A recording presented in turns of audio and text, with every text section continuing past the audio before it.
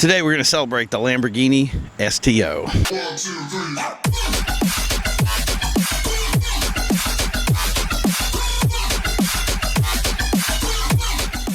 Today's special is on 10 things you didn't know about or may not have known about the Lamborghini STO. And before we get into that, I do want to get into a little bit of the history that really brought us to this moment. The STO is a Huracan, which came from the V10 family of Lamborghinis, and that was something that when the Gallardo first came out, it was something that was kind of questioned. We really didn't know where that Gallardo would go. But as things went along, we started to see a growing desire for entry-level Lambos, and a lot of guys who didn't really have the money to get into Lambos before now had an opportunity to get into something and get into it, and it was very racing.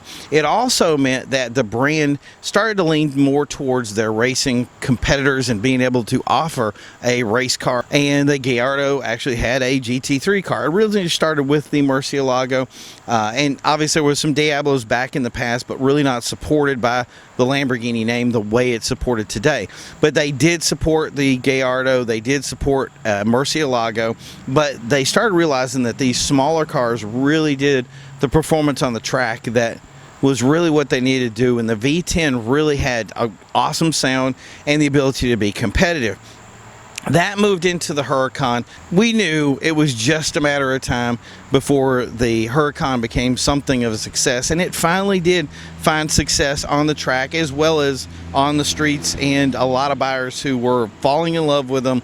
It's so funny today that I see the Aventadors and the Huracans all running together. It's a totally different monster for me to think that, you know, here are the performance levels of these two cars and how well they are competitive against each other within their area. It makes me kind of wonder if there is a flagship vehicle for Lambo, even though it always will be that V12 engine, so they always have to offer it. It's really cool to see that those trims really remain competitive, and no matter how much you spend on a Lambo, you're going to get something that's performance oriented and successful both on street and now in the track. So it was only a matter of time before Lamborghini made something that was a track-based street car. That vehicle would be the STO. So the first fact is STO stands for Super Trofeo Omologato. It's the idea that this car was originally a track car and that it was made from the street. Which brings us to our second point. It's based on the Huracan GT3 Evo, which claimed 5 victories at 24 hours at Daytona and 12 hours at Sebring. It even has a racing harness. So if you're taking this car on the street, you'll have something that both is, you're used to be, in some respects, the same lineage that came from the track car, and you'll have it in a carbon fiber seat that will make you feel like you're racing on the street, although you probably shouldn't race on the street, or at least I wouldn't advise it. Number 3, there are 3 modes for the STO. First is the STO mode, which is a road-based mode made to drive around the street. Then the Trofeo mode, which is kind of what we call the clean track mode. All the performance numbers are set very high. And then the Piaggio mode, I'm hoping I pronounced that right, and that's for wet weather. So it has 3 modes based on the idea of how you want to drive the car, where you want to drive the car, and when you want to drive the car. That's a little departure from what they had before, which was more of a track-based or a street-bred version, a track-based level, and then a turn it all the way up to 10 and break your neck mode.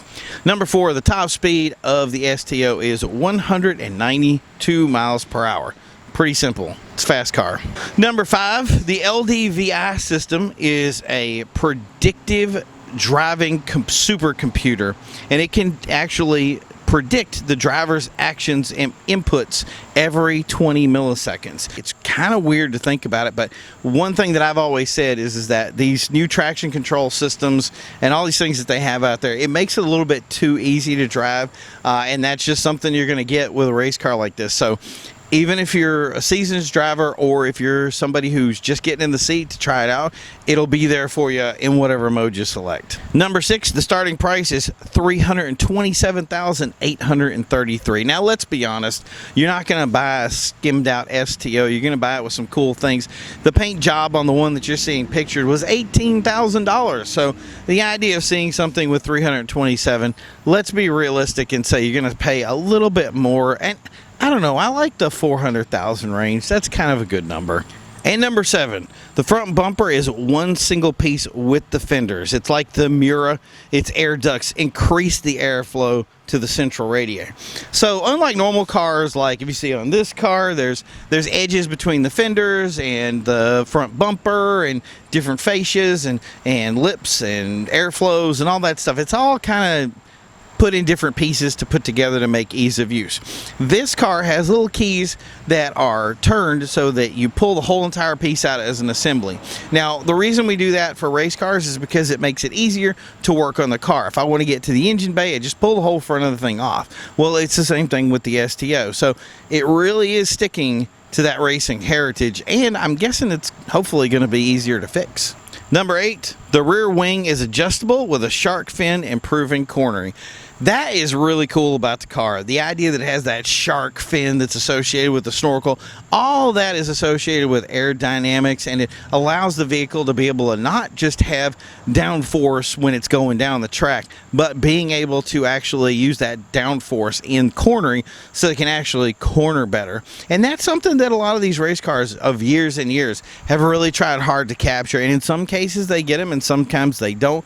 Some people have actually used a fan to actually pull the air, so there's nothing that they won't do to try to pull out those little extra pieces. So, but rest assured, that is not just for looks. That is a true shark fin, and it is really looking to hold that car into place when it hits a corner. And how much, you may say? Well, number 9, it's 30% lighter with 53% more downforce over the Performante. If you own a Lamborghini, if you've ever driven one, you'll know how performance oriented the Performante actually is. Obviously in the name it should work, but the Performante was an amazing vehicle. There's a reason that it's so coveted and so loved by so many people. It's just really captured that track love that people wanted, and that's the thing is when going into this vehicle, they wanted to make sure not only they actually captured a track vehicle, but I'm sure part of that is going into what made the Performante so special. And number 10, a lot of people have said this, and I don't know where they got it from, but the STO is not a limited edition vehicle. There's no limited number that they said for this vehicle to say this is how many they're going to produce. I did a lot of investigation on that to find out. So if there's something that Lamborghini has said that they're not telling anybody, that's totally feasible. But I've seen the STO in a lot of different trim levels and a lot of different inventory items, and it's being purchased. So if it's in every dealership out there, there's a good chance that it's out there because other people want to buy the car and have one manufactured, and it's an available trim level for the Huracan. I hope you guys like that. This is 10 things today that we may or may not have known about the STO. I love the STO. It's a very exciting car, and I'm not even a shark fin kind of guy. I just love that big periscope nose thing that comes out of the top for the intake. It's just something I think that any race car should have. I really fell in love with it with the NSX, and a lot of other brands really try to make that part of it more indistinguishable. They want to make it linear within the car, and I just think, man, if you're going to do this thing, do it gaudy. And the STO really does put it out there and does all that. Like, here's the shark fin, here's the big tail, here's the big fin, here's the big nose. It makes a statement, and it makes it really well. So I hope it's something that you like. It's one of those cars that's saying, you know, I like the idea of having a race car on my wall. So, hey, STO photos or STO posters, who knows where it's going to end up? Maybe on the cover. I don't know. But, yeah, it's a very exciting car, and this one has been an amazing vehicle to see in person, and in the color that it's in is just amazing. Seeing it from different angles and the paint changing. I don't know.